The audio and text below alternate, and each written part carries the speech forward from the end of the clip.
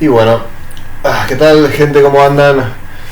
Nueva semana, nuevo video en el canal Under Army. Y hoy, bueno, vamos a hablar de un acontecimiento que yo creo que la gran mayoría de los que sigue este canal ha estado enterado de lo que ocurrió nada más anoche, ayer por la noche, ayer martes. Este video probablemente salga hoy miércoles por la noche. La histórica llegada, el histórico concierto, la histórica presentación de probablemente la banda de metal progresivo más importante de toda la historia, y en mi opinión, ya para este punto de la vida, una de las bandas de música progresiva en general más importantes de la historia. Para mí, incluso junto con Porcupine Tree, son las dos bandas más importantes de la música progresiva, no salidas de la época de oro de ese estilo, que fueron obviamente los 70. Estamos hablando, por supuesto, de la banda Dream Theater, que en la noche de ayer martes dio un histórico concierto en el Centro Cultural del Puerto de Asunción.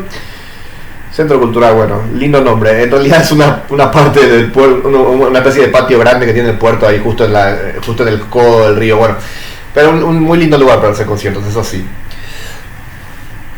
Bueno, para sorpresa de muchos, yo incluido, el concierto fue bastante exitoso. Es de esos conciertos que yo creo que va a quedar en la memoria de todos los que participamos de él, y que va a quedar en la memoria, digamos, de la historia de conciertos acá en Paraguay, junto con otros importantes que se han dado. Sin duda que este año 2026, de lo que va del 2026, está siendo un año en materia de conciertos maravilloso. O sea, es como que cada mes se está anunciando un nuevo concierto, una nueva presentación de un artista de primer nivel acá en Paraguay. Acá en el Asunciónico, la edición del Asunciónico, en la que también tuve la suerte de participar este año como público, fue de hecho de las mejores que yo ya he recordado, con uno de los mejores lineups. Ahora pasa lo de Dream Theater, que lo de Dream Theater era algo que yo creo que, sinceramente, Dream Theater, si había una banda que uno jamás en la vida hubiese pensado que se pudiese llegar a presentar acá en Paraguay, justamente era no necesariamente solamente Dream Theater, sino cualquier banda de rock progresivo, de música progresiva, uno jamás pensaría que se podría llegar a presentar en Paraguay. Pues bueno, este año 2026 fue posible. Hace unos 5 años, 10 años era impensable, y además la banda vino con su formación clásica, que es algo que, o sea, los que estuvimos ayer la noche en el puerto, tuvimos la bendición de que pudimos ver no solamente a Dream Theater dando un concierto maravilloso que duró 3 horas, algo muy típico de ello, con un intermedio de 20 minutos ahí más o menos por la mitad. No solamente tuvimos esa posibilidad, sino que además tuvimos la posibilidad de ver a Dream Theater interpretando su más reciente álbum entero, que es una cosa muy típica de las bandas de rock progresivo, y que muy poca gente jamás, yo creo que muy poca gente en este país se imaginó alguna vez que algo como eso fuera a pasar. Y para colmo lo vimos haciendo todo eso con su formación clásica, no la formación original, pero sí la formación clásica. A ver, hay que hacer un poco de historia de la banda para entender esto que acabo de decir, porque, a ver, el grupo, que de hecho viene celebrando desde el año pasado su 40 aniversario, se forma en el año 85. Los miembros que nunca, digamos que los miembros troncales de la banda siempre fueron 3, históricamente, al menos desde el principio: John Petrucci en la guitarra, Mike Portnoy en la batería y Young Myung en el bajo, que eran alumnos del Berklee College of Music, uno de los colegios de música más importantes de todo el mundo en Massachusetts. El cantante original se llamaba Charlie Dominici, que es el que grabó el primer disco, el único disco en el que no está James LaRue, que es el histórico cantante de Dream Theater, es el primero, que se llama When Dream and They Unite. En ese disco el cantante es Charlie Dominici, ya fallecido tristemente, que en paz descanse. Y el primer tecladista de la banda se llamaba Kevin Moore. Después Charlie Dominici saldría, ya en el segundo álbum ingresaría James LaRue para no irse nunca más. Kevin Moore, no recuerdo si ya para Images and Words, que es el segundo disco, ya se fue de la banda, pero sí sé que durante los 90 un tiempo estuvo Derek Sheridan como el tecladista, más o menos hasta Falling Into Infinity sé que estuvo, creo que él. Derek Sheridan después se convertiría en tecladista, es un tecladista también muy virtuoso, no tan virtuoso como Jordan Rudess, pero bastante virtuoso. Después él pasaría a formar parte de una banda muy buena que se llama Black Country Communion, con ex miembros con Glenn Hughes, Joe Bonamassa y el hijo de John Bonham, Jason Bonham. Banda muy buena, por cierto, escúchenla. Pero bueno, la formación clásica, digamos que se termina de formar una vez que ingresa, Jordan Rudess en los teclados, que ingresa justo en el momento en el cual la banda alcanza para mí su pico creativo, que lo alcanza de hecho cuando él ingresa, que es 1999 con el álbum, que es el año 1999, con el maravilloso, increíble, gigantesco, majestuoso álbum de aquel año 1999, Metropolis Parte 2, Scenes from a Memory, que es de hecho el disco con el que yo conocí a la banda. Ya voy a contar mi historia con la banda.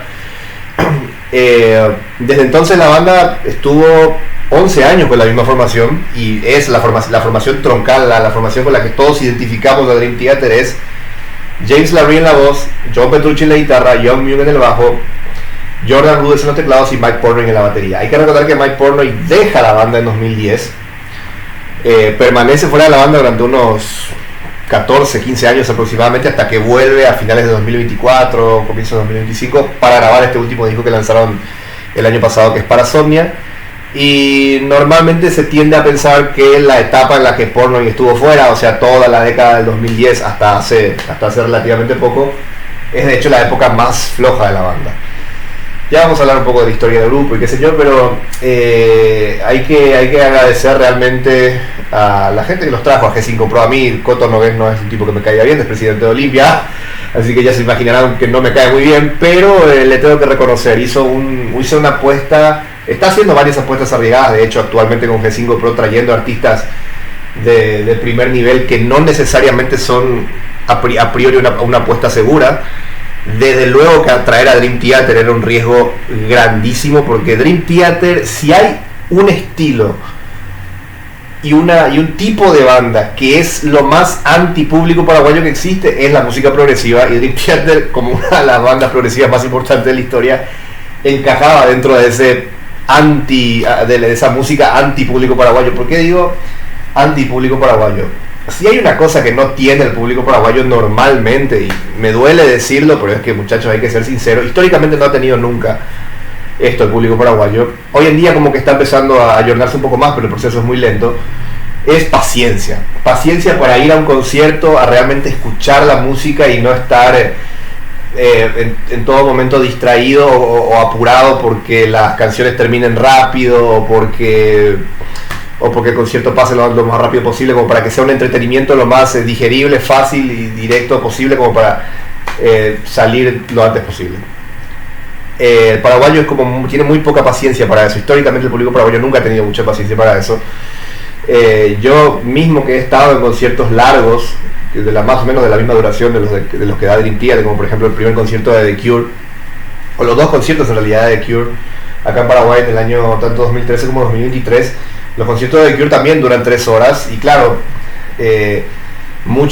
duran 3 horas entre otras cosas porque The Cure toca muchas canciones que tienen un cierto nivel de complejidad, no de complejidad, pero sí de elaboración, de mimo respecto a los arreglos y demás, o sea, cosas que uno, por ejemplo, tiene que, digamos, pararse o sentarse y escuchar con más detenimiento como para poder disfrutar. Bueno, el público paraguayo no suele tener una tendencia a hacer eso. Sin embargo, anoche, el público paraguayo, el público que fue a ver a Dream Theater, me sorprendió porque hicieron justamente eso. Todos nosotros hicimos justamente eso. O sea, la gente, obviamente que saltaba, cantaba, gritaba cada tanto, pero en los momentos en los cuales la banda se centraba en lo explícitamente musical, en las partes instrumentales, las partes en las cuales la banda se lucía con los arreglos y toda esa parafernalia artística que ellos tienen, la gente se quedaba respetuosamente mirando y escuchando, siempre mirando al escenario.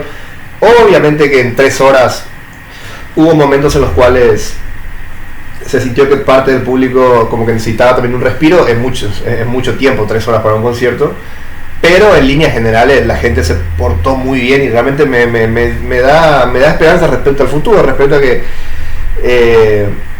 puede que luego del éxito de este tipo del concierto de Dream Theater anoche sea más probable ver en más ocasiones a este tipo de bandas acá en Paraguay. Todo dependerá también de la economía, porque hay que ser sinceros, el dólar desde el año pasado está como teniendo una cierta baja, y yo creo que eso también es lo que está impulsando que todas estas bandas importantes estén viniendo una detrás de otra, porque si nos retrotraemos al pasado, aquel año 2011, 2012, sobre todo 2012, 2013, 2014, que fue la época en la cual también se dio este flujo de artistas de primer nivel viniendo todos uno detrás de otro, fue por la misma razón. En gran medida fue porque el dólar estaba bajo.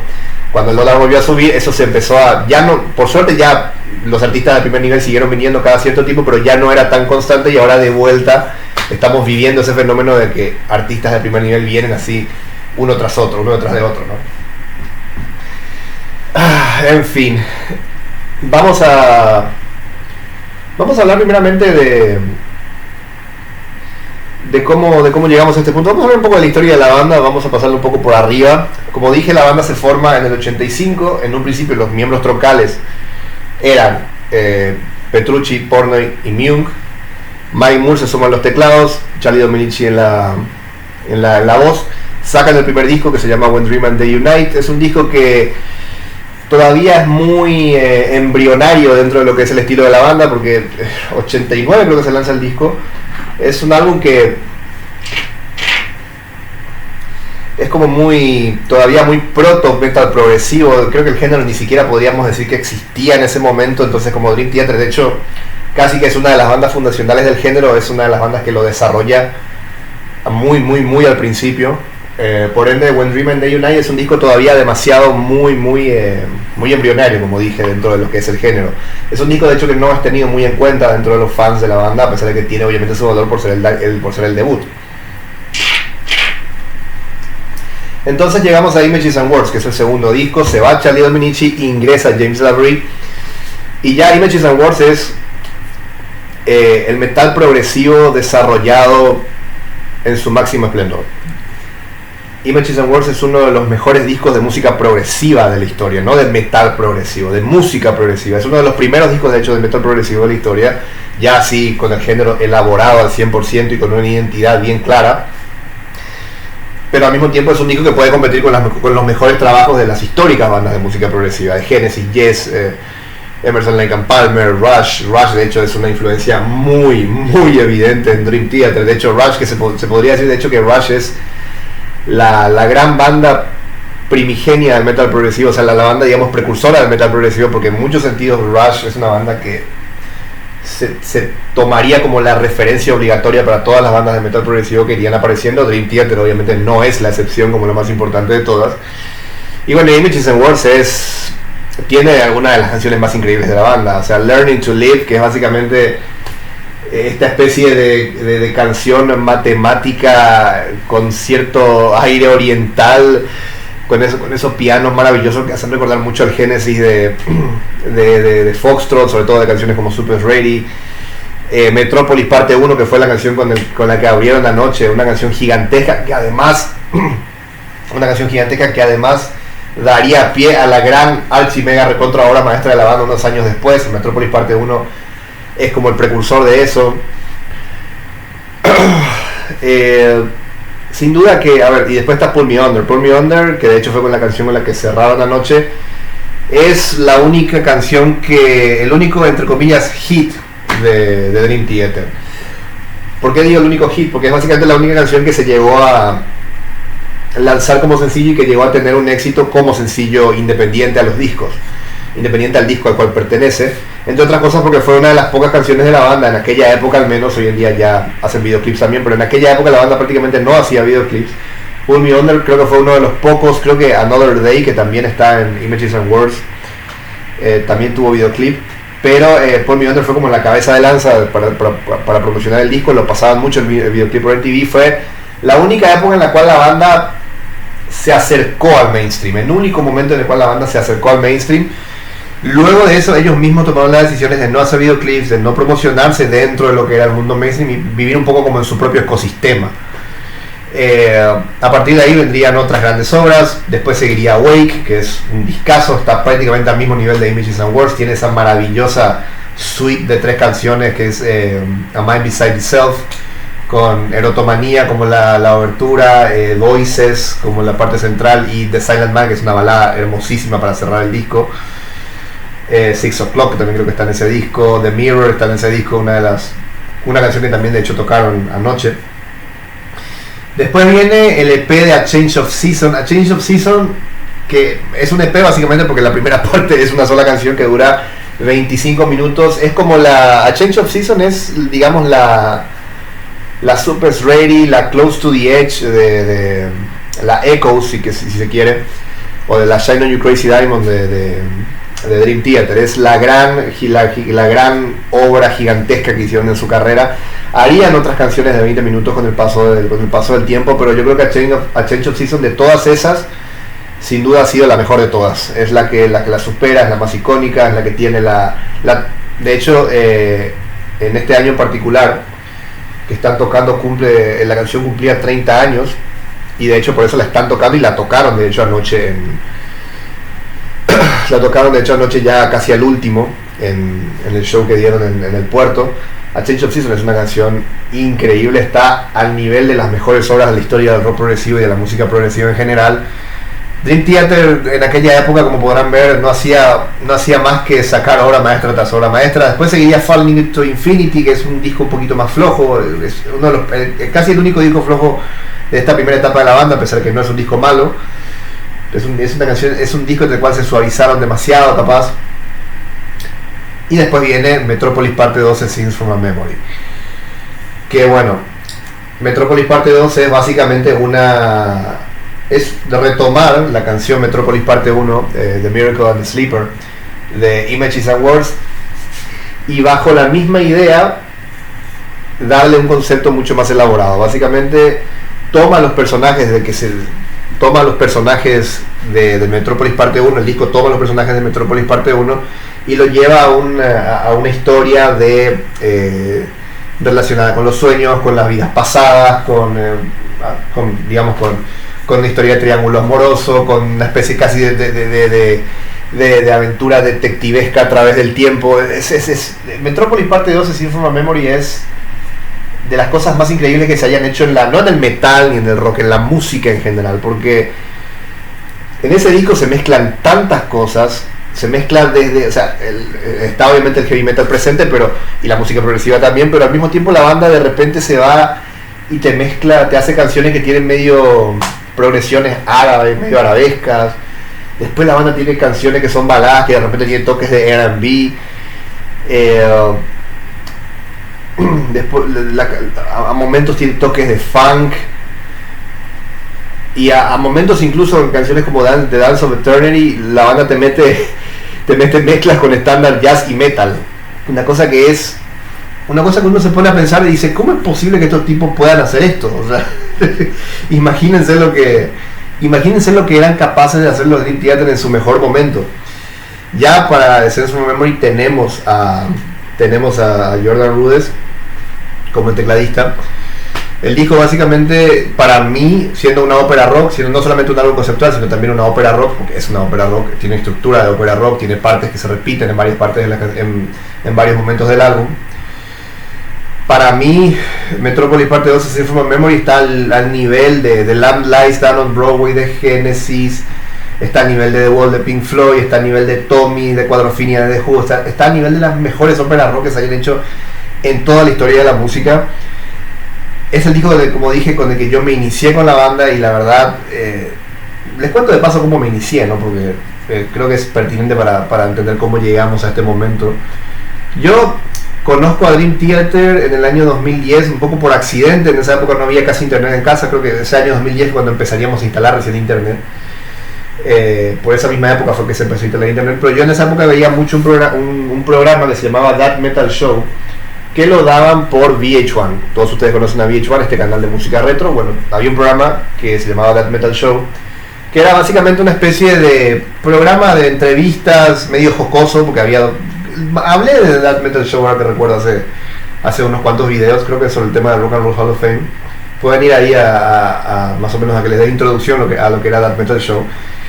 Y recuerdo que en una oportunidad invitaron a Mike Portnoy a una de las ediciones del programa, y lo presentaron directamente como uno de los mejores bateristas de una de las mejores bandas de rock progresivo de la actualidad, y dijeron obviamente Dream Theater, que en ese momento yo no conocía a Dream Theater, pero me llamó la atención que lo presentaran como un baterista de rock progresivo en un programa de metal. Obviamente después me enteré que Dream Theater era una banda de metal progresivo.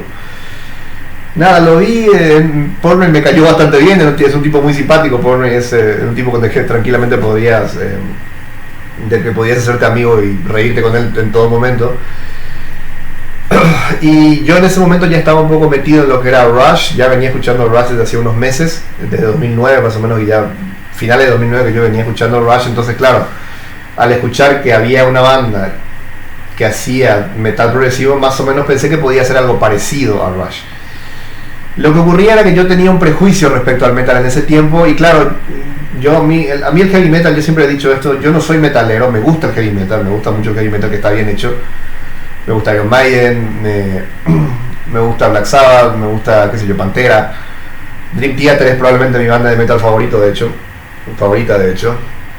pero claro, yo pensaba en ese momento, una banda que mezcla el metal con el rock progresivo, yo pensaba lo peor. ¿En qué sentido decía que pensaba lo peor? Pensaba que probablemente lo que iba a hacer era una banda tipo de estas que tipo Mago de Oz, no sé si probablemente conozcan a Mago de Oz, la banda española, estos grupos que son como muy exageradamente melodramáticos y muy exageradamente góticos y muy románticos, pero y las canciones son como muy exageradas, pero en el peor de los sentidos.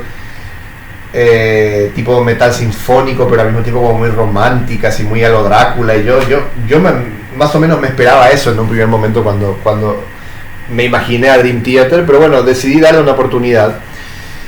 En ese momento, como dije, ese año 2010 llega el internet a mi casa, yo me meto un poco a leer sobre la banda antes de intentar escucharlos, quería saber un poco por dónde comenzar. Y encuentro que ellos tenían una ópera rock en ese momento, que era Metropolis Parte 2, Scenes from a Memory, un disco completo que contaba una historia.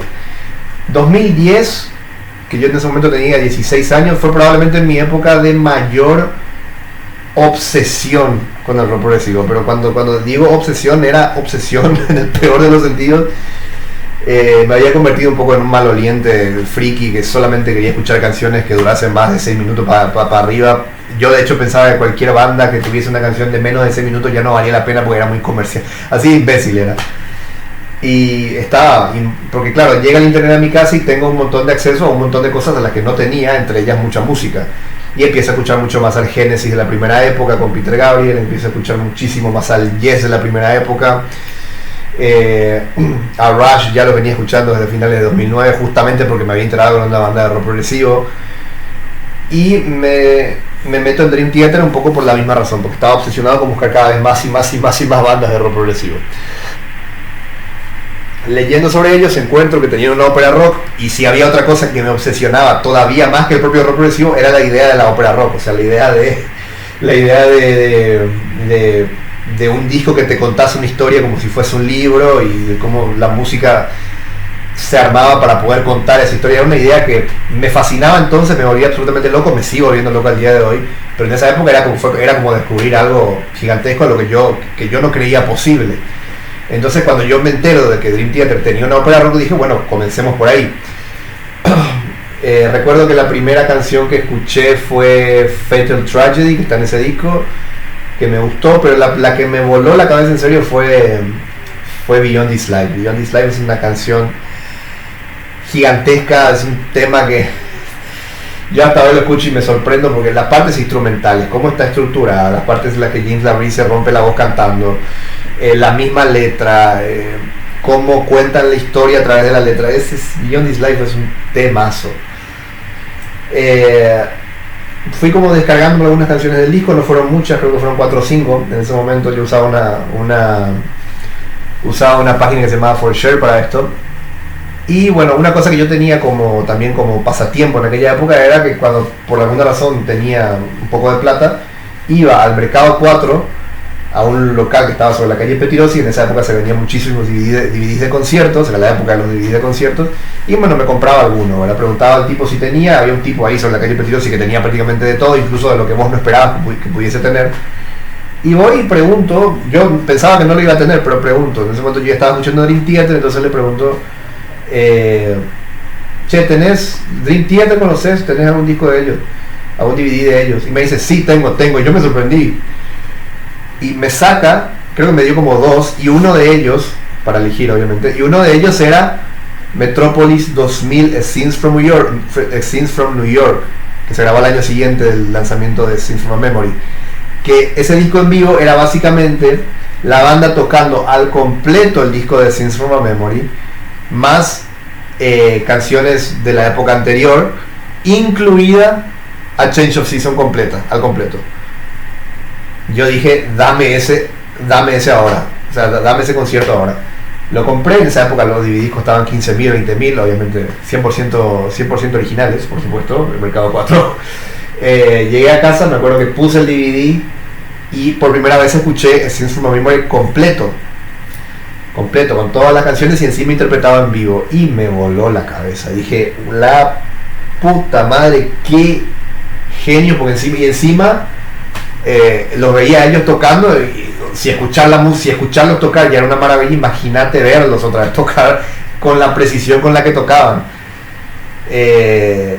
Y yo dije, no, esto sí, ahí me enamoré, ahí me terminé de enamorar de Dream Theater, ahí instantáneamente se convirtió en una de mis bandas preferidas de la época. Nunca de hecho lo dejó de ser, es una de mis bandas, o sea, para mí el rock progresivo, mis bandas favoritas de rock progresivo son Genesis, Yes, Rush y Dream Theater.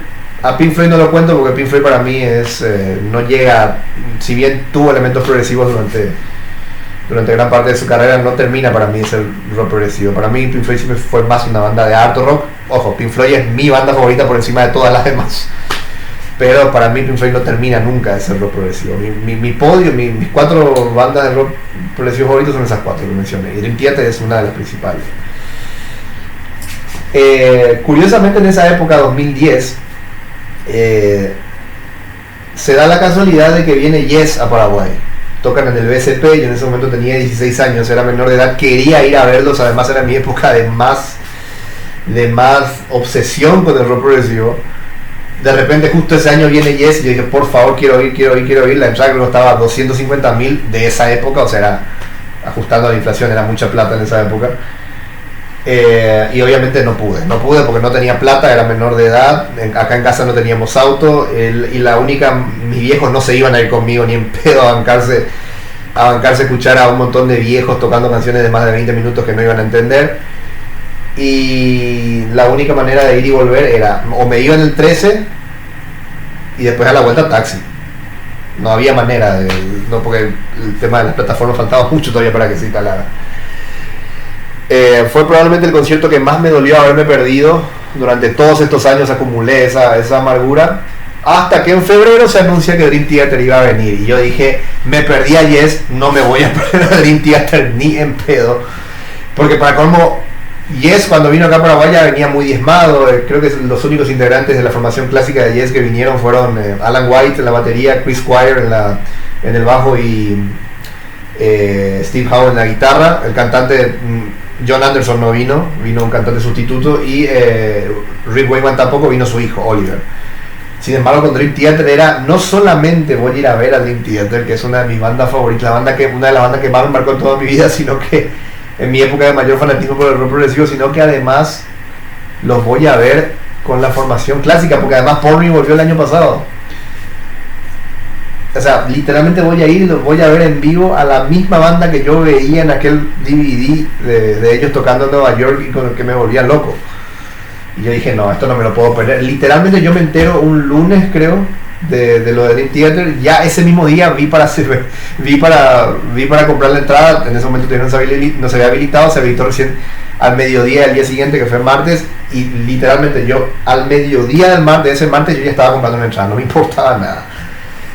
Pero bueno, volviendo un poco a la historia de la banda, después de Scenes from a Memory, la banda sigue sacando discos bastante buenos. 6 Degrees of Inner Turbulence, por ejemplo, del 2002, lo estaba escuchando hace una semana y tiene unas canciones que son maravillosas. O sea, About to Crash tiene esa intro de piano casi épica y después se transforma en una canción de metal, pero que no deja de perder melodía maravillosa. Solitary Shell es una canción preciosísima que parece una especie de balada celta con un teclado que parece sacado de videojuego, con una letra con la que yo me identifico bastante, porque habla de una persona que es como desde niño siempre fue como muy retraído y demás. Bueno, después de eso sacan otras grandes obras, Octavarium, Systematic Chaos, Y hasta que en el año 2010 lanzan el que hasta ahora es, el que sería durante mucho tiempo, hasta el año pasado al menos, el último disco que sacarían con disco que sacarían con Mike Portnoy, que es Black Clouds and Silver Linings, 2009, perdón. En 2003, después de 6 Degrees, por cierto, sacaron Train of Thought, me olvidé de nombrar ese disco.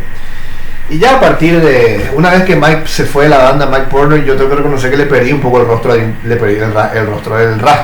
Dream Theater. Vendrían 1, 2, 3, 4, 5 discos sin Mike Portnoy. Mike Mangini fue el que lo reemplazó, pero la banda perdió un poco mi interés, y por lo que he estado leyendo y por lo que he estado averiguando del grupo durante todos estos años en los cuales Mike Portnoy no estuvo en la banda, el grupo como que perdió mucho de su gracia. Los discos de la etapa sin Mike Portnoy son de hecho de los más criticados. The Astonishing, que es de 2016, que es de esa etapa, de hecho para muchos es el peor disco que sacó Dream Theater en toda su carrera. Hasta que bueno, en el año 2024-2025 vuelve Mike Portnoy y sacan Parasomnia el año pasado con él y realizan la gira que finalmente los está trayendo a Paraguay. ¿Qué hizo Mike Portnoy en todo ese tiempo? Pues lo que hizo fue básicamente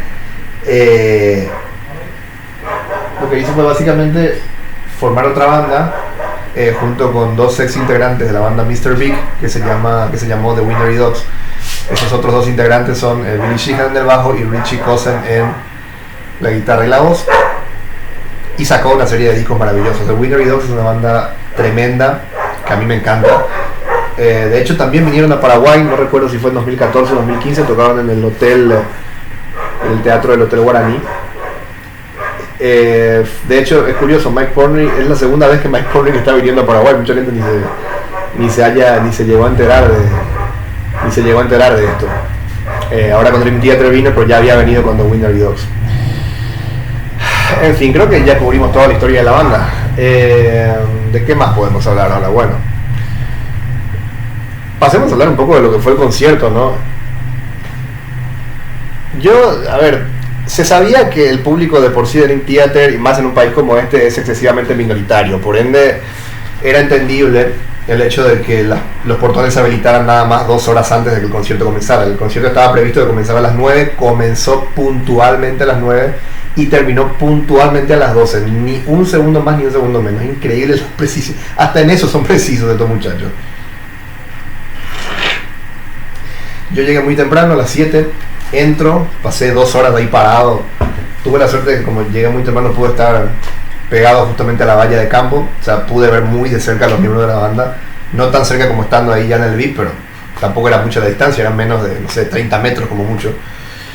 Y bueno, el concierto abre con Metropolis Parte 1, que fue, no sé, para mí escuchar esa intro de teclado de Jordan Rudess, fue, no sé, me retrotrajo totalmente a mi adolescencia casi al instante. Me pasa un poco lo mismo que me pasó con Green Day. O sea, el año pasado solo que con Green Day fui todavía más atrás, a mi preadolescencia, porque Green Day ya después de mi adolescencia me dejó de gustar a ese nivel. Pero con Dream Theater fue cuando escucho la intro de Metropolis Parte 1 mientras se va cargando, fue como wow, o sea, volví a tener 16 años al toque ahí. Y saqué de hecho cuando la banda comienza, yo no soy mucho de filmar con mi celular durante los conciertos, porque yo quiero disfrutar del concierto, pero bueno, sentía que tenía que guardar algo, por lo menos algunos registros del concierto para poder, qué sé yo, para tenerlo como recuerdo recuerdo personal. Así que filmé el inicio del concierto de Metropolis Parte 1 y no sé si se llega a notar en la filmación, está en mis redes, pero no sé si se llega a notar en la filmación, porque yo estoy temblando.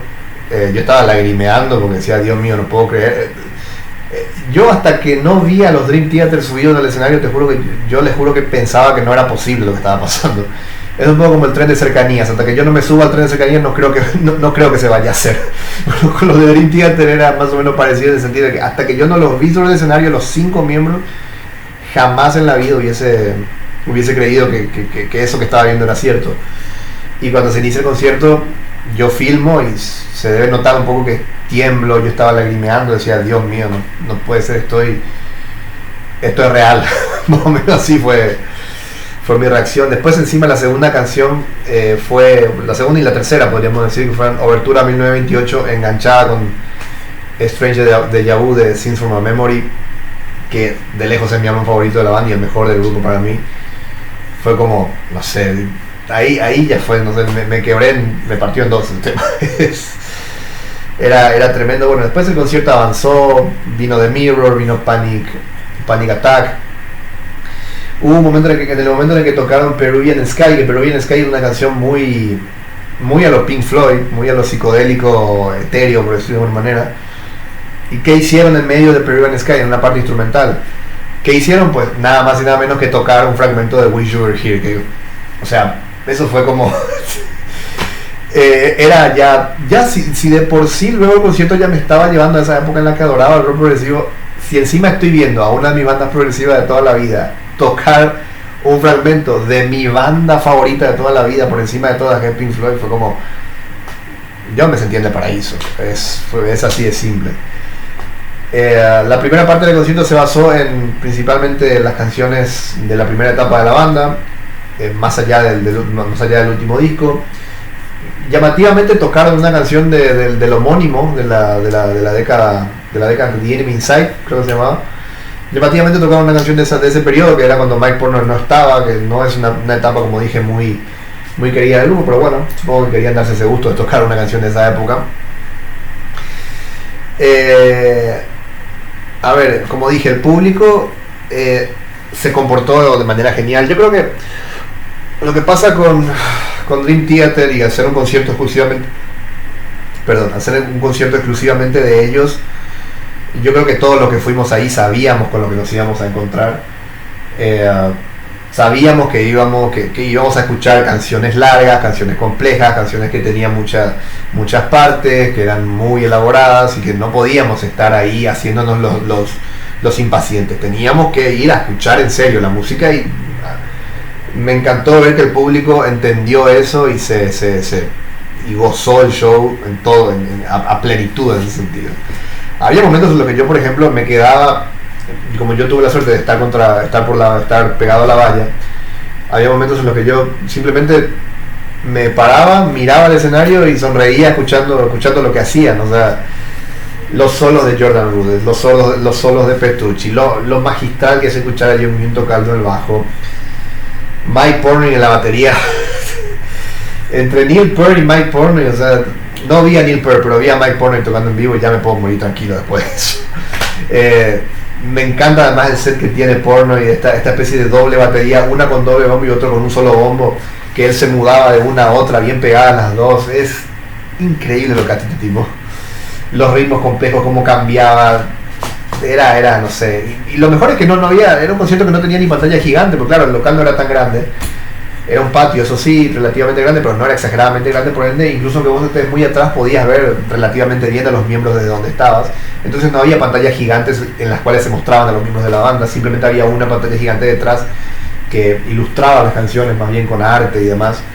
Entonces como que el concierto también tenía ese elemento de sentirse bastante íntimo, bastante directo. Me encantaba una cosa también muy heredada de Pink Floyd, el tema de los láseres, que me encantaba cómo funcionaban. O sea, te hacía sentir una película casi de ciencia ficción mientras escuchabas a Dream Theater ahí en vivo. Y ahora hablemos un poco de probablemente el único punto, entre comillas, flojo de la actuación, pero yo creo que era algo absolutamente perdonable, porque yo creo que era algo esperable desde el primer momento, que es James LaRue. A ver, James LaRue es un cantante que a mí me encanta, es un tipo increíble por cómo canta, pero es un tipo de cantante con el que yo siempre he tenido un problema, tengo que reconocer eso. Es un tipo de cantante, es de esos tipos de cantantes onda Axl Rose, onda Jon Bon Jovi, esos cantantes que se exigen demasiado al pedo durante gran parte de su carrera, y eso en cierto punto les termina pasando factura. James LaRue creo que ya tiene más de 50 años para este punto de su vida, si es que no es más. Y a ver, yo desde que escucho a Dream Theater, desde aquella vez que me compré aquel DVD de ellos tocando en Nueva York, yo me daba cuenta que LaRue exigía su voz a un nivel que era como para decirle, bueno, tampoco hace falta, viste, que esté gritando todo el tiempo. Baja un poco un cambio, ¿me entendés? Y bueno, Durante el concierto de anoche tuve la oportunidad de escucharlo en vivo y sí, se notaba que había canciones que le esforzaban. No, por suerte no sé, él hizo todo el esfuerzo posible como para intentar que no molestara tanto. Hubo un momento al inicio de The Mirror en que se ahogó. Lo tomó con humor porque se terminó cagando de risa y nosotros también ahí en el público, porque al final estamos ahí para divertirnos, ¿no? Pero sí, se notaba que ya la edad le estaba pasando factura a James LaRue. Y también es entendible, o sea, me vi algunos conciertos más recientes de la banda, uno del año pasado en París, por ejemplo. Él a momentos como que intenta cambiar las melodías de las canciones para ir un poco más abajo en lugar de ir más arriba, pero es muy difícil porque cuando vos pasás tanto tiempo cantando una canción de determinada manera, a veces las líneas melódicas vos las haces más por propia inercia y tenés que y te es difícil a veces acordarte de que en cierta parte no tenés que subir sino que tenés que bajar para no lastimarte. Creo que eso le pasa mucho a LaRue, le pasó un par de veces a LaRue ayer, ¿verdad? Pero bueno, como dije, era algo esperable. Yo de hecho me fui sabiendo que eso era algo que podía pasar porque es un tipo ya de edad que se ha exigido demasiado la voz. Aún así dio una performance tremenda. O sea, a Change of Season la cantó excepcionalmente bien. Sí había una parte en la que yo decía, hay una parte que es más o menos ya pasando la primera mitad, que es una especie de balada medio oscura, que yo recordaba como una parte en la cual él tenía que terminar gritando una nota altísima y yo ya me veía venir que no iba a poder y le costó esa última parte le costó. Después toda la otra parte de la canción de esa parte de la canción la cantó genial, pero esa parte ya no pudo alcanzar y se notó. Pero bueno, como dije, no voy a estar criticándole eso, es algo más que entendible. Jordan Rudess en los teclados, o sea, es un tipo que te envía al espacio y a otra galaxia, te hace recorrer la galaxia con los solos de teclado que hace este tipo. John Petrucci en un momento, John Petrucci tuvo varios momentos, o sea, John Petrucci era el único miembro que antes de conocer a Dream Theater yo ya conocía de la banda, a pesar de que yo no sabía siquiera que tenía una banda. A John Petrucci yo lo conocí como guitarrista en 2009 más o menos, pero no a través de Dream Theater, sino a través de este proyecto que muy conocido entre los estudiantes de guitarra de esa época, que creo que lo impulsaba Joe Satriani, que era este proyecto G3, donde Satriani juntaba a Steve Vai, a Petrucci, a Eric Johnson, a otros grandes guitarristas, y bueno, armaban conciertos centrados exclusivamente en el tema de la guitarra eléctrica. Bueno, Petrucci era invitado bastante de Satriani a ese tipo de conciertos, y yo lo conocía ya Petrucci antes de conocer a Dream Theater a través de ese proyecto. Después me enteré que había sido ahora miembro de Dream Theater. Petrucci era de hecho una de las estrellas principales para muchos de los que estaban ahí. Había más de un estudiante de guitarra seguro entre el público, y claro, querían ver a Petrucci en vivo. Para un estudiante de guitarra ver a Petrucci tocar en vivo es un regalo de los dioses. Y el tipo, bueno, los solos de guitarra que se manda. Hubo un momento, si hay una cosa que yo le admiro de John Petrucci él es un tipo virtuoso y medio. Te hace cosas con la guitarra que no las puede hacer nadie más. Pero a mí siempre me ha encantado el hecho de que él pone su virtuosismo al servicio de la canción y al servicio de la obra, no al revés. Hay guitarristas como David Mastin y demás, Steve Vai incluso en algunos puntos de su carrera, que a veces vos sentís como que son como estos chicos que van y hacen jueguitos que en el entretiempo de los partidos hacen jueguitos para mostrar que son acróbatas y qué sé yo. Sí, es muy lindo verlo, pero es muy interesante verlo, pero vos lo metés a la cancha a jugar un partido y capaz no tiene la habilidad de jugar en equipo.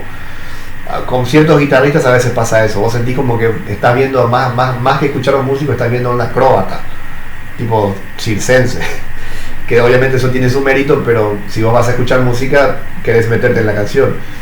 John Petrucci es un tipo que siempre ha puesto ese virtuosismo al servicio de las canciones de Dream Theater, y anoche eso se notó. En particular quiero destacar lo que hizo en el solo de una de las canciones nuevas, justamente del último álbum de Parasomnia, que es Around the Clock, la balada, que se mandó un solo a lo Comfortably Numb, que La gente, o sea, y me encantaba ver la reacción de la gente, porque la gente, todos nosotros nos quedábamos quietos mirando y escuchándolo a él. Y cuando ya veíamos todo lo que estaba haciendo, llegaba a un punto de tanto éxtasis que la gente aplaudía, se volvía loca. Es hermoso ver tocar a ese tipo. De John Myung, ¿qué vamos a decir? O sea, John Myung, un bajista heredero de Geddy Lee, muy casi tan virtuoso como Les Claypool. Es una pared de sonido su bajo. Yo no sé, ese tipo los dedos lo debe tener de acero porque toca con los dedos, no toca con púa, pero aún así su bajo suena con un cuerpo que te pasa por arriba. Y bueno, y Mike Portnoy en la batería, ¿qué vamos a decir de Mike Portnoy? O sea, es uno de los pocos bateristas de los cuales no les hace falta tener un solo de batería especial en el concierto, porque casi todas sus canciones son un deleite en cuanto a la batería. Y hasta uno se memoriza sus partes de tan genial que es. Después la segunda parte del concierto, cuando tocaron Parasomnia al completo, lo mismo, la gente se portó. Yo con Parasomnia tenía miedo, porque Parasomnia es... A ver, hablemos un poco del disco, hay que hablar un poco del disco para que se entienda un poco esta parte del podcast. Parasomnia es uno de los mejores, que es el último disco que sacó Dream Theater el año pasado, el primer disco con Mike Portnoy en 15 años. ¿Es uno de los mejores discos de Dream Theater? No, está lejos de serlo, nunca va a estar siquiera entre los primeros 5 o 6. Ahora, ¿es un disco malo? No, tampoco. Es un disco de Dream Theater relativamente cumplidor. O sea, todos los que somos fans de Dream Theater escuchamos Parasomnia y dijimos, es un disco que está bueno, que se puede disfrutar, pero ni por asomo es de lo mejor que ha hecho la banda en toda su carrera. En todo sentido es un disco cumplidor. Las canciones están bien, tiene todo lo que uno espera en un buen disco de Dream Theater, tiene a Mike Portnoy de vuelta y su presencia obviamente se nota porque es uno de los mejores bateristas de la historia. Y bueno, el concepto, porque es un álbum conceptual, Parasomnia, es también cumplidor, aunque también bastante trillado y bastante genérico el concepto. O sea, casi que me animaría a decir que la banda eligió un concepto porque sentían que como son Dream Theater y son una banda de rock progresivo, de metal progresivo, tenían que hacer un disco conceptual. Y bueno, eligieron un concepto al azar, que es el tema de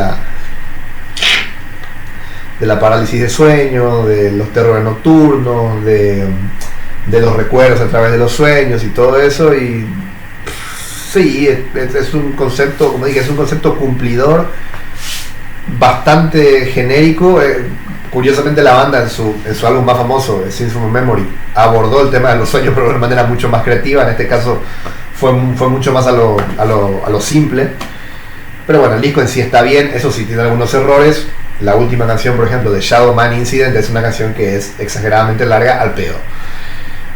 Shadow Man Incident podía haber sido una canción de... No te digo que dure... La canción creo que dura 18 minutos. Podía tranquilamente haber durado 11 y...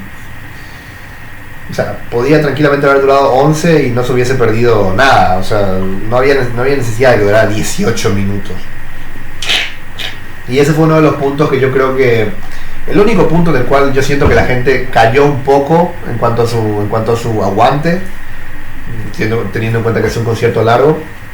El único punto en el que yo siento que la gente cayó un poco fue casi al final de Parasomnia, la parte de Parasomnia, porque The Shadow Man Incident es una canción muy larga y ya llegó un momento en el cual la gente como que decía, bueno, ya me quedó claro la idea, ¿cuándo termina? Y porque vi que ese fue el único momento en el cual yo vi que la gente estaba un poquito más inquieta de lo normal. Después el resto del concierto, el resto de la parte de Parasomnia, la gente se quedó.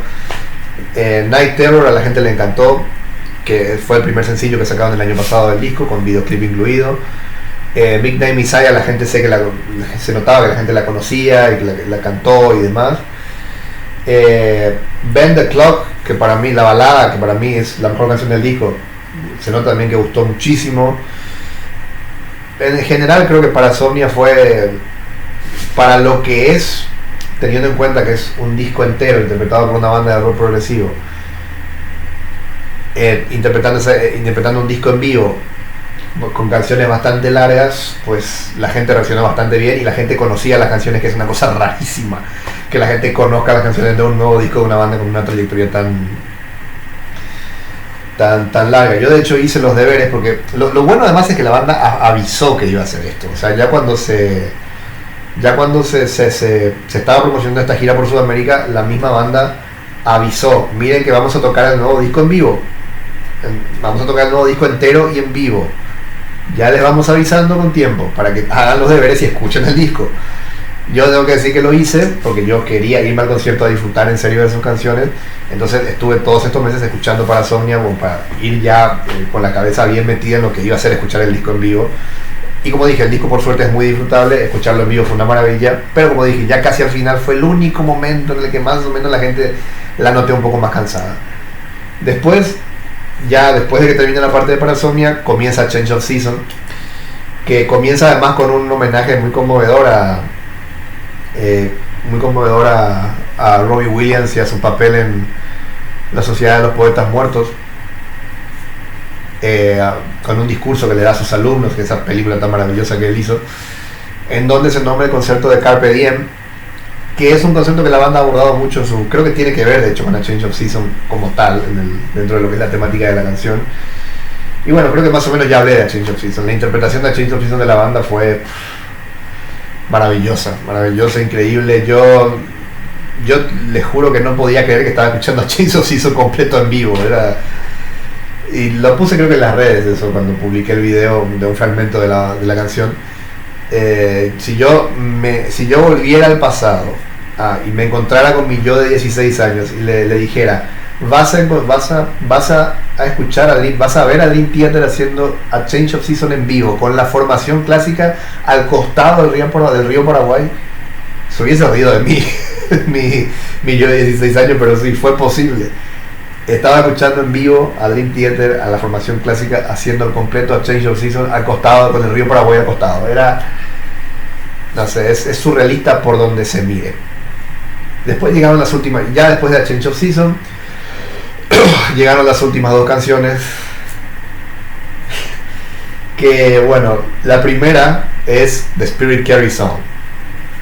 A ver, The Spirit Carries On es, para mí, la canción más, no creo que esto sea motivo de discusión, ¿no? Pero The Spirit Carries On es probablemente la canción más comercial que haya hecho Dream Theater en toda su carrera.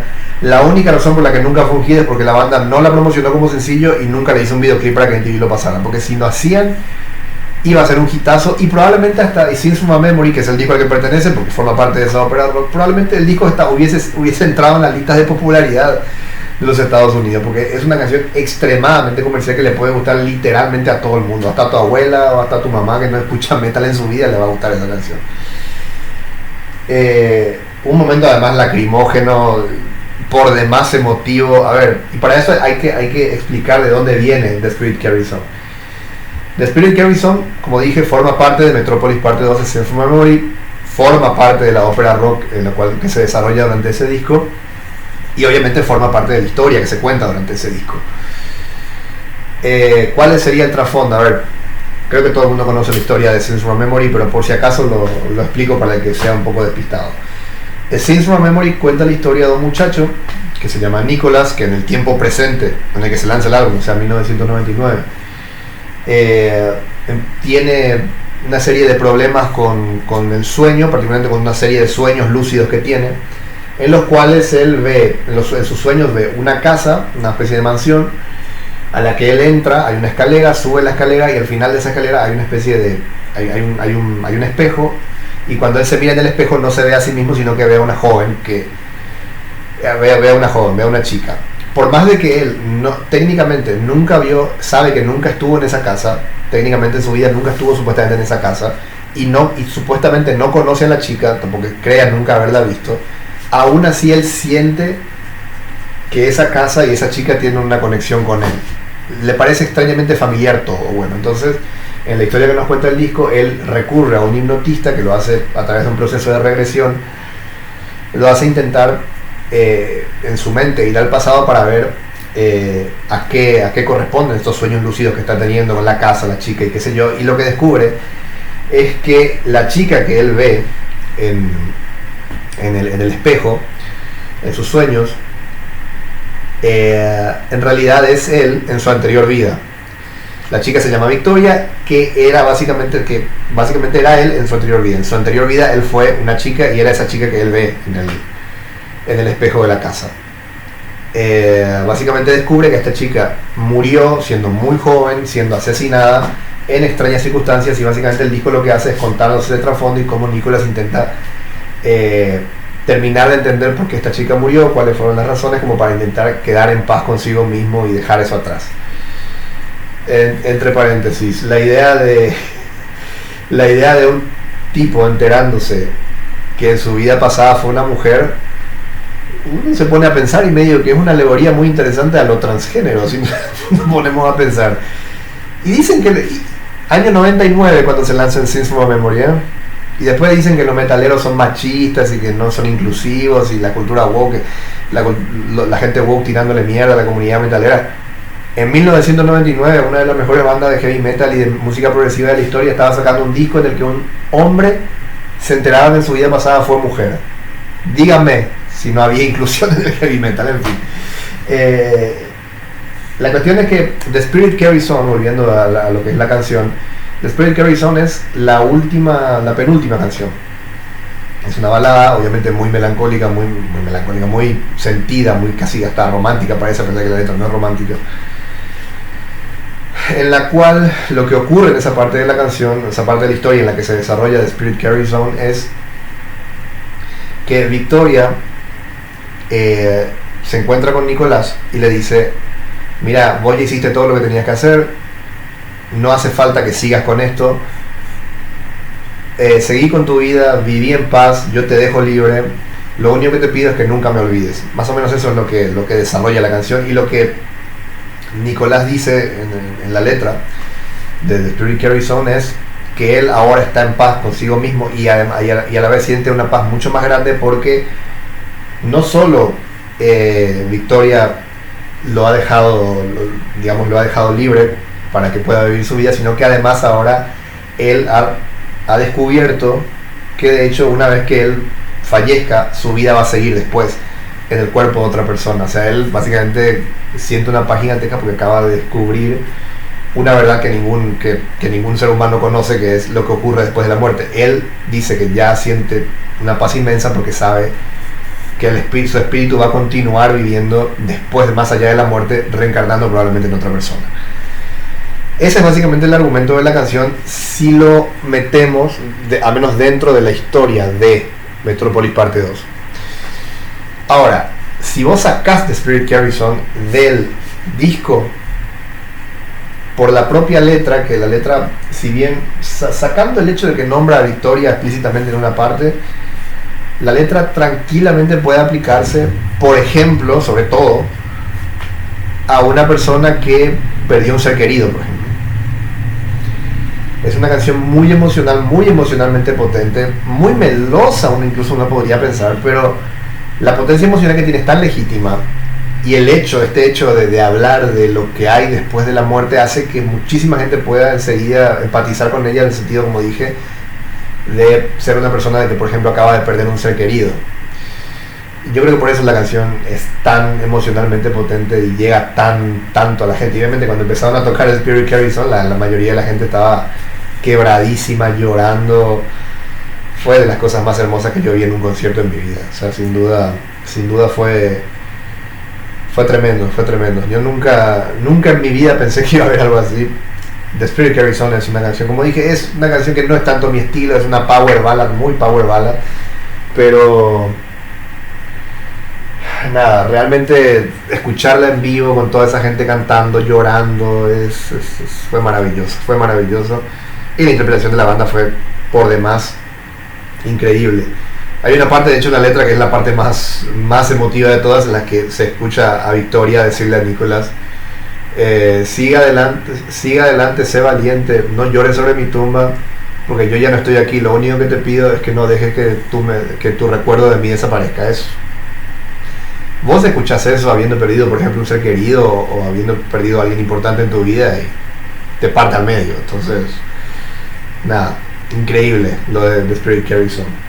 Y bueno, el concierto cerró con Pull Me Under, que es el único hit, como dije, entre comillas, de la banda. Que ya eso ya fue como el acabose, ¿no? Nunca mejor dicho. Ya la gente de ahí empezó a saltar, a cantar con fuerza, a levantar los puños, que lo había hecho durante casi todo el concierto, pero Ya ahí era terminar de hacerlo por última vez. Y nada, el concierto termina y yo creo que todos los que fuimos nos quedamos con una sensación de... no sé, una especie de sensación de cierre de ciclo para muchos de nosotros. Nunca pensamos que íbamos a ver a una banda como Dream Theater acá en Paraguay y anoche fue posible. Fue medio un sueño hecho realidad. Hasta ahora yo tengo que reconocer que no termino de caer. Y nada, un regalo de la vida haber podido ver a Dream Theater. No sé si podrán volver en algún momento. Yo creo que después del éxito que tuvieron ayer, la posibilidad de que vuelva está siempre latente, pero ya habrá que ver. Lo que sí es que si fue la única vez que vinieron acá, si esta va a ser la única vez que vinieron acá, le regalaron a los fanáticos paraguayos un presente que no vamos a olvidar nunca. En lo particular para mí, que yo estoy pasando por razones que no voy a revelar, en su momento seguro, cuando termine de arreglarlas, probablemente cuente lo que me está pasando ahora mismo. Si en algún momento cuando logre solucionar toda esta cuestión, capaz cuente lo que me pasa, si tengo ganas. Pero yo, al menos en este momento de mi vida, que estoy pasando un momento tan duro por una serie de circunstancias bastante argeles que me han venido pasando desde que comenzó el año, y que ya de hecho vienen pasando desde hace 2 años casi, fue un regalo de la vida haber podido ver a una banda como Dream Theater. Es como regresar al pasado, como pasaba en Exit from Memory, de hecho.